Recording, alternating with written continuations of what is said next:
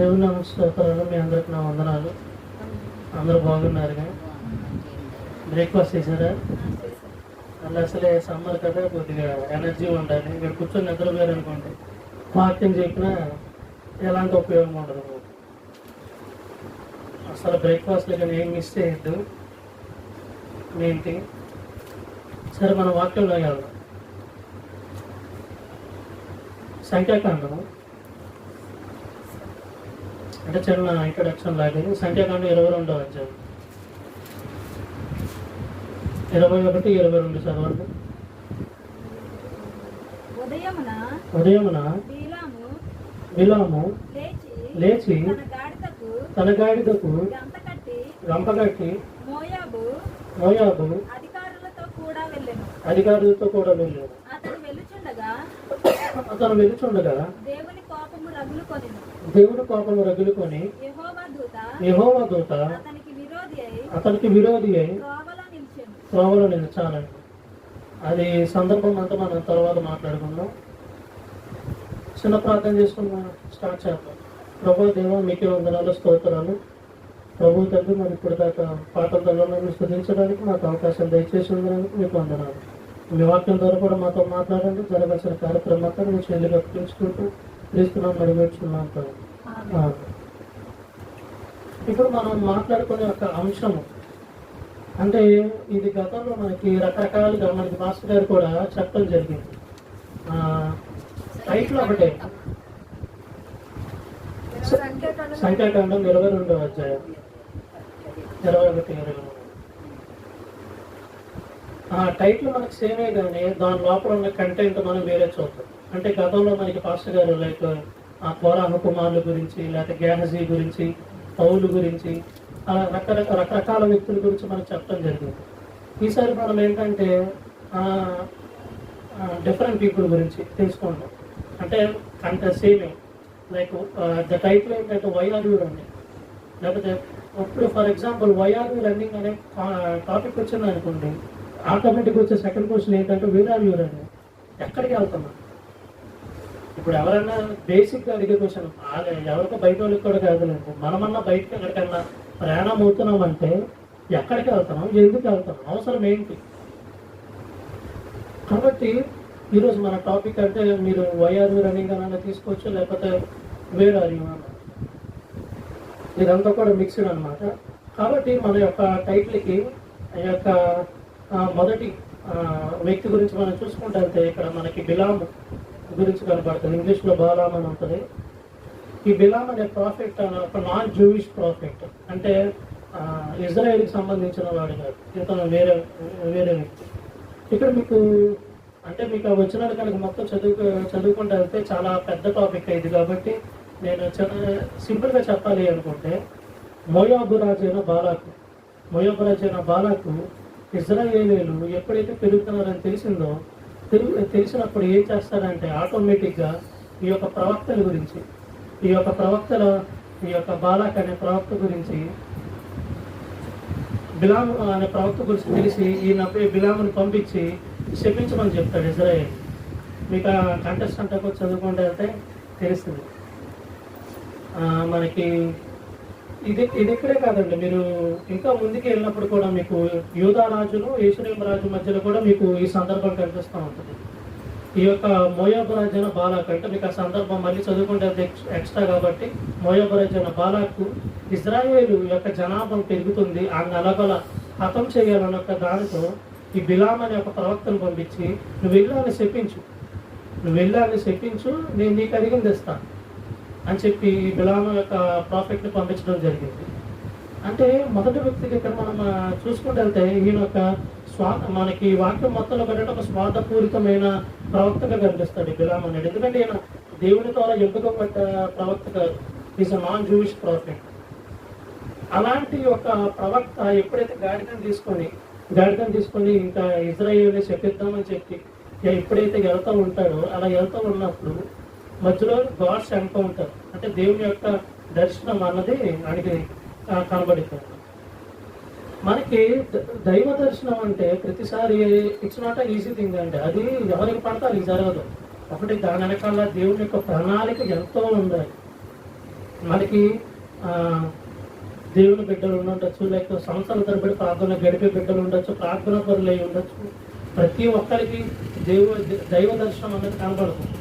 దాని వెనకాల చాలా మీనింగ్ ఉండాలి. ఇప్పుడు ఎలా అంటే కొంతమంది మరీ ఎంత మూర్ఖంగా మాట్లాడతారంటే పౌలికి జరిగినట్టు నాకు జరిగితే నేను రక్షణలోకి వస్తానని చెప్పి అర్థం ఉండాలి దానికి కొద్దిగా.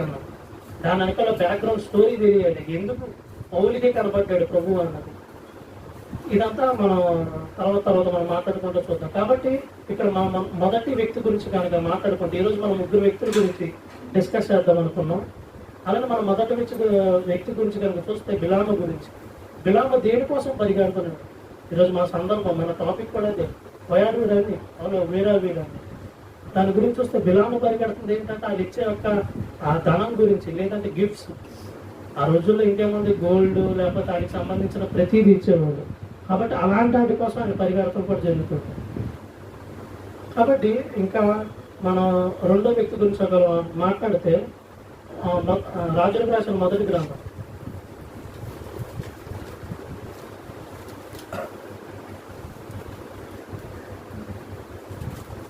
19వ అధ్యాయం 19వ వచనంలో 20వ వచనాలు చదువుకున్నాను. 19 to 21. ఎలియా అక్కడి నుంచి పోయిన తర్వాత అతనికి షాపాతు కుమారుడైన ఎలీషా కనబడి అతడు తన ముందున్న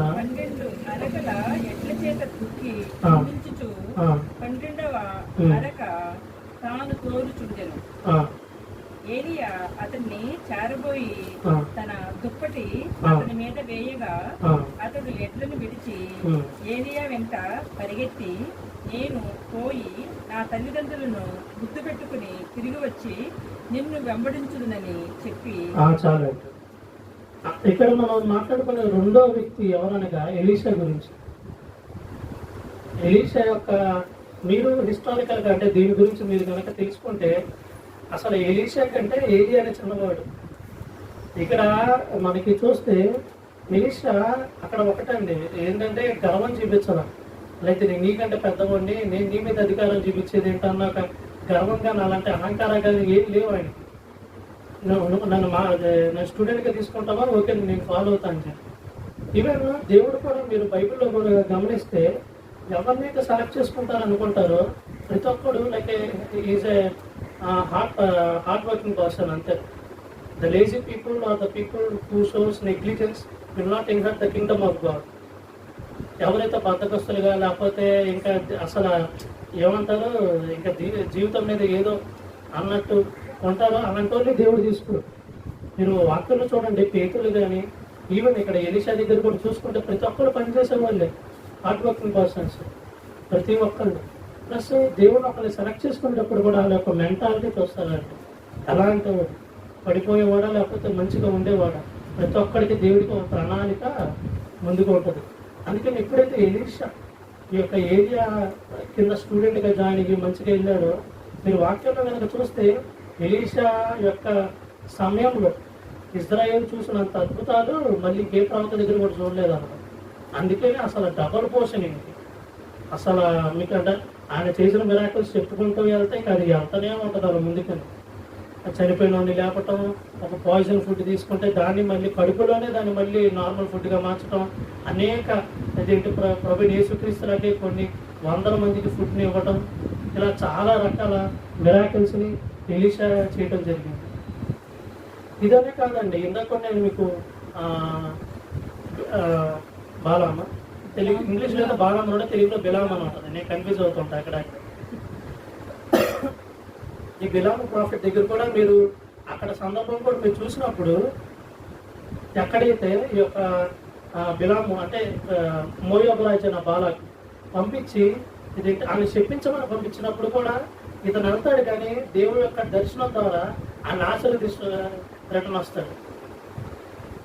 విచిత్రం ఏంటంటేనండి, మనం ఏదైతే ప్రభువు లైక్ అంటే ప్రభుకి వ్యతిరేకం అనుకుంటా అలాంటి వాటిలో ప్రభువు ఉపయోగించుకొని తనకి ఒక ఇష్టకరంగా దాన్ని మార్చుకుంటారు. దానికి మంచి ఎగ్జాంపుల్ భక్తులైన పౌలే. అదనే కాదు, మీరు నార్మల్గా వచ్చినా సరే మీకు ఒకసారి చెప్పినట్టు ఉన్నా స్లెవెంటానా స్టాలిన్ యొక్క కూతురు. స్టాలిన్ తెలిసే ఉంటారు కదా, లెనిన్ తర్వాత అధికారంలోకి వచ్చిన ఆయన గురించి. అంటే స్టాలిన్ అనే వ్యక్తి పర్టికులర్గా తెలియకపోయినా స్టాలిన్ అనే పేరు మనకి బాగా తెలిసి ఉంటుంది. 1969 ఆ టైంలో ఆమె రక్షణలోకి రావడం కూడా జరిగింది ఆ రోజుల్లో.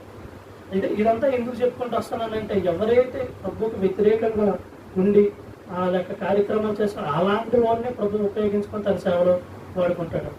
కాబట్టి మొదటి మన యొక్క బిలాము దగ్గర మనం చూస్తే ఆయన ఏంటంటే ధనా కోసం లేకపోతే బంగారం కోసం పరిగెట్టే జర్నీని ఆయన చేస్తూ ఉన్నాడు. అదే రెండోది మన ఎలీషా గురించి చూసి దగ్గరప్పుడు మినిస్ట్రీ గురించి, దేవుని సేవ చేయాలని ఒక తపన. అంతేగాని నా వయసు ఎలాంటిది, లేకపోతే నా వల్ల అయ్యిద్దా లేదా, ఇదంతా కూడా కాదు. లేకపోతే అడ్డమైన పరీక్షలు కూడా ఏమీ ఇలా డైరెక్ట్ వెళ్ళిపోయి ఇదేంటి నా యొక్క తల్లిదండ్రులకు కావాల్సిన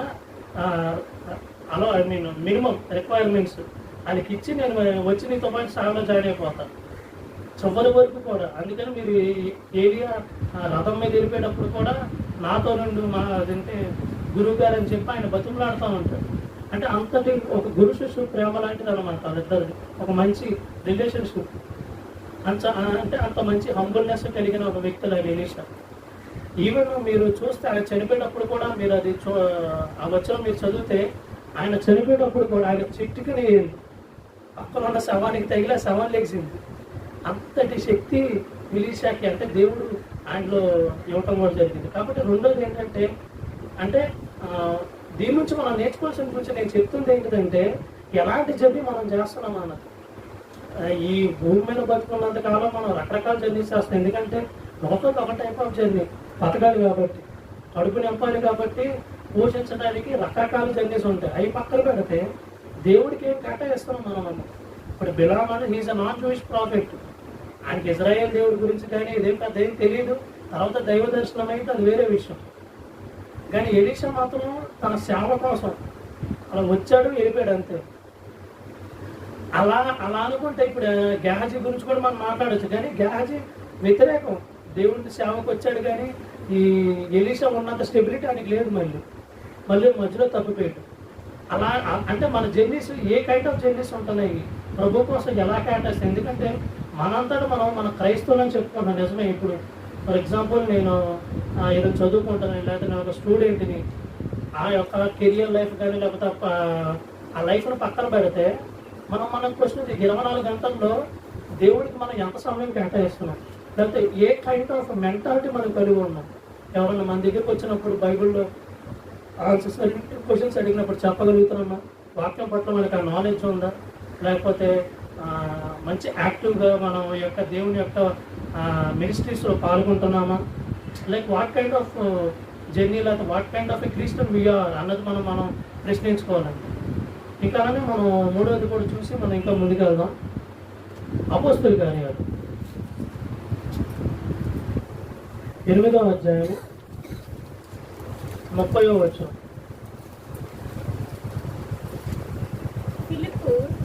ఫిలిప్పు దగ్గరకు పరిగెత్తుకొని పోయి అతడు ప్రవక్త అయిన యెషయా గ్రంథము చదువుచుండగా విని, నీవు చదువునది గ్రహించుచున్నావా అని అడుగగా, అతడు ఎవడైనను నాకు త్రోవ చూపకుంటే ఎలాగూ గ్రహింపగలనని చెప్పి రథమెక్కి తనతో కూర్చుండమని ఫిలిప్పును వేడుకొని.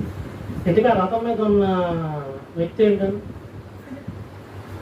సరిగ్గా ఇథియోపియాకి సంబంధించిన ఎవరు, అదే నేను చెప్పేది ఆయన యొక్క పొజిషన్ గురించి అక్కడే ఉంటుంది.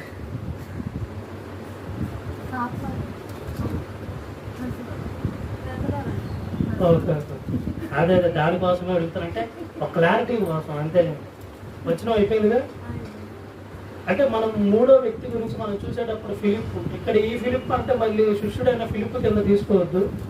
ఇది మనకి ముందు చదివేటప్పుడు మనకి కనిపిస్తుంది, like is one of the 7 డీకాన్స్. అంటే సింపుల్గా చెప్పాలంటే ప్రభు యేసుక్రీస్తుకి 12 మంది శిష్యులు అయితే, వాళ్ళు కాకుండా వాళ్ళ శిష్యులకి ఒక 7. దాంట్లో ఇప్పుడు మనకి ఇంకా సరిగ్గా చెప్పాలంటే స్టెఫెన్ తెలుసుగా, ఆ స్టెఫెన్కి ఆయనతో పాటు సెలెక్ట్ చేయబడ్డ ఒక వ్యక్తి ఫిలిప్ కూడా. వీళ్ళందరూ కూడా ఏంటంటే శిష్యులు. అలాంటి శిష్యులు కూడా దేవుడు ఎంత మంచిగా ఉపయోగించుకున్నాడు చూడండి వాక్యం. అసలు మీకు లాస్ట్ టైం కూడా లాస్ట్ ఆదివారం కంటే ముందు ఆదివారం పాస్టర్ గారు మీకు వాక్యంలో చెప్పుతూ ఉంటారు.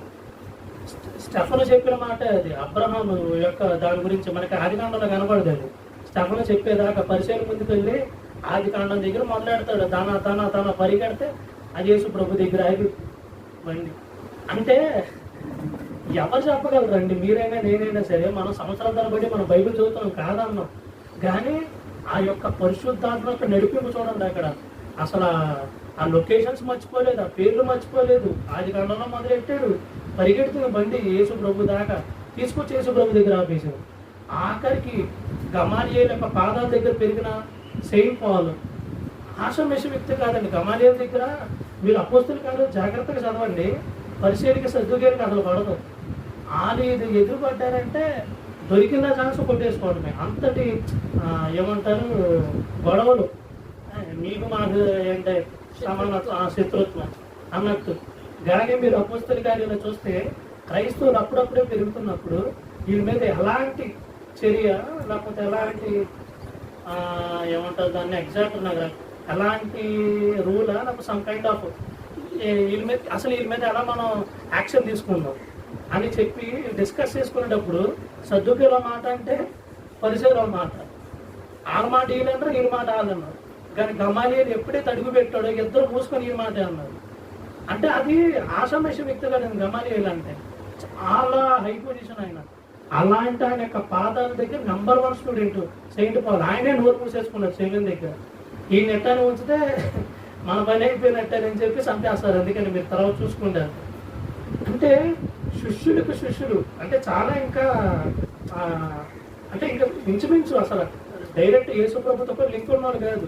ఆ శిష్యులకి ప్రభువు అంటే పరిశుద్ధాత్మ ఎలా నడిపింటుందో చూడండి. అక్కడ ఈ వెళ్ళిపోయి యెషయా గ్రంథం అక్కడ మీరు చూడండి క్లియర్గా. యెషయా గ్రంథాన్ని ఎక్స్ప్లెయిన్ చేస్తున్నాడు. అక్కడ యెషయా గ్రంథం కూడా it's not an easy book అండి. చాలా కాంప్లికేషన్స్ ఉంటాయి దాంట్లో అర్థం చేసుకోవడానికి. ఈవెన్ చాలా మంది అన్నెసెసరీ టాపిక్స్ కొన్ని అర్థం కానప్పుడు కాంట్రవర్సీస్ అనుకుంటారు, కానీ దాని యొక్క అంతరార్థాలు కనుక తెలిస్తేనే నాకు ఒకేసారి రాలా, సుమారుగా నాకు కొద్ది టైం పట్టింది దాని గురించి తెలుసుకోవడానికి. అది అందుకనే అంటే ఎవరు ఏ గ్రంథం ఎలా రాశారు అన్నదానికి మనకి ఆ బ్యాక్గ్రౌండ్ స్టోరీ తెలియాలి. ఈవెన్ ఇప్పుడు యెషయా దగ్గర కూడా ఏంటంటే హీబ్రూలకు అర్థమయ్యే ఒక గ్రామేటియా అన్నట్టు అలా వారికి సంబంధించిన భాషలో రాసుకోవటం తప్ప అర్థం కాదు. ఇవంటే వాళ్ళకి కొన్ని కోడ్ లాంగ్వేజెస్ ఉంటాయి, కొన్ని ఆ యొక్క ఆ బ్యాక్గ్రౌండ్ హిస్టరీ కనుక తెలిస్తేనే మనకు అర్థమవుతుంది ప్రతి. ఇదంతా నేను ఎందుకు చెప్తున్నానంటే ఈ యొక్క ఫిలిప్ని ఆ యొక్క పరిశుద్ధాత్మ యొక్క నడిపింపు ఎలా ఉందో చూడండి. ఎలా వెళ్ళాడు, వాక్యం చెప్పాడు, అప్పటికప్పుడే బాప్టిజం ఇచ్చి క్రీస్తులోకి తీసుకొచ్చాడు. నిజంగా వాళ్ళంత స్పీడ్ కనుక మనం ఉండుంటే ఈ పాటికి అసలు ఎంతమంది అయ్యి ఉండేవారు. ఈవెన్ మీరు సెయింట్ పాల్ రాకముందు వరకు కూడా మీరు చూసుకుంటే అపోస్తల కార్యాల్లో 3,000 మంది 5,000 మంది అలా చెప్పి ఉండేవారు. కానీ ఎప్పుడైతే సెయింట్ పాల్ వచ్చారో అది ఇంకా వెళ్ళిపోయింది, అంతే లక్షల్లోకి దాటికుండా వెళ్ళిపోయింది. అసలు వాళ్ళ బాధ చూడలేక మీరు అపోస్తల కార్యాల్లో చూస్తే రోమి యొక్క కింగ్ పంపించేస్తాడు బయటికి, వెళ్ళిపోండి బాబు అసలు ఇక్కడ నుంచి మీ సంఖ్య పెరిగిపోతుంది ఇక్కడ అని చెప్పి. అది మీకు ఇక్కడే కాదు హిస్టారికల్ గ్రంథాల్లో కూడా మీకు అది కనిపిస్తుంది. ఇదంతా నేను ఎందుకు చెప్పుకుంటూ వస్తానంటే ఈ 3 వ్యక్తుల గురించి ఎలాంటి జర్నీస్ మనం తీసుకున్నాం. బిలాములాగా కేవలం ఒక కార్నల్ పర్సన్ లాగా ఉంటున్నామా అంటే ఏంటి, కేవలం డబ్బు కోసం లేకపోతే ఇంక 24 గంటలు డబ్బు సంపాదిద్దామని అదొక చెడ్డ హ్యాబిట్గా ఉంటున్నాం. అంటే నేను చెప్పేది నీడ్స్ వేరు, వాంట్స్ వేరు. మీకు విశ్వాసాలు కోరికలు అంటారా అవి ఎప్పటికీ సాగు అయ్యి నీకు 100 కోట్లు ఇచ్చినా సాగు, ఏదో కొనాలనిపిస్తుంది. మళ్ళీ 1000 కోట్లు ఇచ్చినా అదే సాగదు, ఇంకేదో కొనాలనిపిస్తుంది. అది తీర్చుకుంటున్నామా, నీడ్స్ తీర్చుకుంటున్నామా. ప్లస్ ఇంకోటి ఏంటంటే ఒక క్రైస్తవుడిగా అంటే అన్యుల గురించి పక్కన పెడితే క్రైస్తవుడిగా మనం ఎప్పటికప్పుడు ప్రశ్నించుకోవాల్సింది అదే. ఎంత సమయం దేవుడికి ఇస్తున్నామో, అసలు హృదయంలో దేవుడికి స్థానం ఇస్తున్నామా లేదా అన్న ప్రతిదీ బిలామలాగా ఉంటున్నామా, లేకపోతే ఈ యొక్క మన ఎలీషా లాగా మినిస్ట్రీ కోసం పరిగెట్టే బిడ్డగా ఉంటున్నామా, లేకపోతే ఫిలిప్పీ లాగా మంచిగా శిష్యుడికి మంచి శిష్యుడిగాను, అలానే ఎవరికి కనబడిన దేవుడి సువార్త అంటే మీరు అక్కడ కంటిన్యూషన్ చదవండి. అంటే ఇప్పుడు కాదు కానీ అపోస్తల కంటిన్యూషన్ చదివితే ఇతనికి ఎప్పుడైతే వాక్యం చెప్పి ఈనాటికి తెలుగులో ఏమంటారు నపుంసకుడికి ఎప్పుడైతే వాక్యం చెప్పి వెళ్ళిపోయారో ఆయన ఖాళీ కూర్చోాలా, వెంటనే వాళ్ళు ఇంకో దానికి వెళ్ళాడని ఉంటుంది ఆ కిందే. అలా చదువుకుంటూ వెళ్తే మీకు అంటే వాళ్ళు ప్రభు కోసం ఎంత ఇదంతా ముందుకు వెళ్ళారంటే లేకంటే తెగించేశారు. ఇంకా ఈ కుదిరితే ఫ్యూచర్లో కూడా మనం ఈ పౌలు చేసిన మిషనరీ జర్నీస్ గురించి కానీ అది ఎంత కష్టపడ్డారన్నది కూడా ఈవెన్ మీకు ఆ జర్నీస్ చదువుతుంటే వెళ్తే అంటే మీకు కరెక్ట్గా ఆ యొక్క ఏమంటారు జియోగ్రాఫికల్ అండర్స్టాండింగ్ దానికి వస్తే భక్తులైన పౌలు ఒక చోట సేవ చేస్తే మళ్ళీ ఆడు అక్కడ తప్పిపోతారన్న భయంతో మళ్ళీ అన్ని కిలోమీటర్లు నడుచుకుంటూ వచ్చి మళ్ళీ వీళ్ళ గురించి అంటే మళ్ళీ సిద్ధపాటు చేసేవాళ్ళు. అంటే అప్పుడు అబద్ధ బోధకులు మీకు చెప్పిన లైక్ నాస్టిసిజం కానీ అలా రకరకాలు ఇలా ఎక్కడైతే చేస్తాయో చెప్పి భయంతో పత్రికలు రాసుకుంటూ ప్రభు కోసం ఎంతో కేటాయించారండి. అదే ఖాళీగా ఉన్న వాళ్ళు కూడా కాదు, వాళ్ళకంటూ పనులు ఉన్నాయి ఆ రోజుల్లో.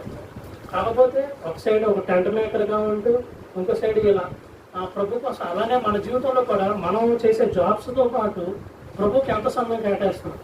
అది ఏదో ఎక్కడికో బయటగా చెప్పమని కాదు, కానీ మనకున్న టెక్నాలజీని యూజ్ చేశారన్నా ఎంతవరకు చెప్తున్నాం అన్నది, లేకపోతే ఫోన్ చేసినప్పుడన్నా అలా. కాబట్టి ఈ ముగ్గురు పర్సన్స్ ఏ కైండ్ ఆఫ్ జర్నీని మనం లీడ్ చేస్తున్నాం అన్నది మనం గమనించాలంటే. కాబట్టి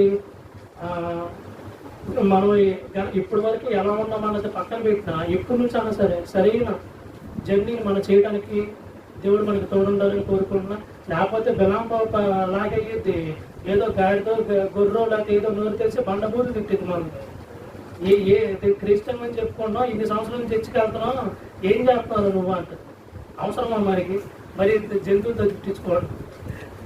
కాబట్టి నేను చెప్పేది ఏంటంటే ఒక మంచి మీనింగ్ఫుల్ జర్నీని దేవుడిని లీడ్ చేసి ఒక భక్తులైన పౌరులాగా I have finished my journey successfully అని చెప్పి ఒక మంచి మాట నిజంగా మనస్ఫూర్తిగా చెప్పే బిడ్డగా మనం అందరం కోరుకుంటూ ఈ వాక్యాన్ని ముగిస్తాం.